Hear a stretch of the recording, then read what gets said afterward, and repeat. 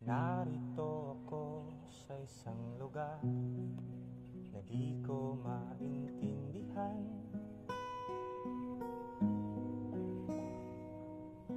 Nakikipagsapalaran. Magandang umaga po sa inyo lahat at welcome po sa ating YouTube channel. Kumusta kayo dyan mga kagwapito?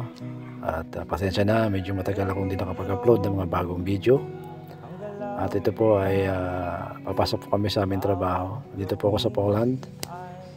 At bumibiyahe po kami ng 15 minutes mula po doon sa aming barracks. At maglalakad din po kami after nitong sasakay namin ng bus. At madaling araw po ito mga kagwapito. At bago po kami magsimula ng trabaho ay mag-toolbox muna kami. Briefing about dun sa mga trabaho naming gagawin. After ng toolbox, puproceed na po kami sa amin po mga trabaho. Ito po ang aking ginagawa. Nalalim po ako ng barko at nagkakabit po ako ng mga flag para po sa mga drain. At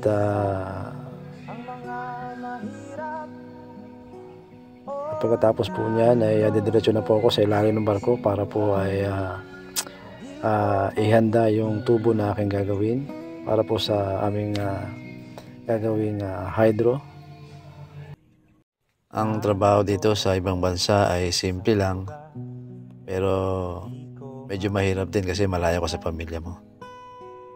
Ang pinaka the best na kailangan gawin pag ikaw ay nalulungkot ay manalangin ka lang sa Panginoon at magtiwala sa Kanya.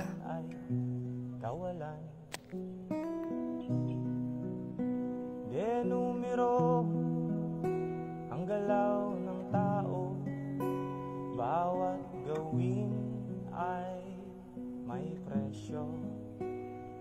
O narito ako sa isang lugar na di ko maintindihan. Daing ng tao'y di pinapansin, nililipad ng hangin.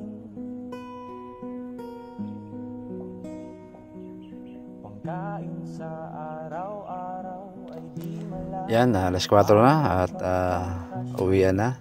Yan lamang po ang aming trabaho sa maghapon. Salamat po sa inyo. God bless. Ang mga mayaman lalong naghihirap, ang mga mahirap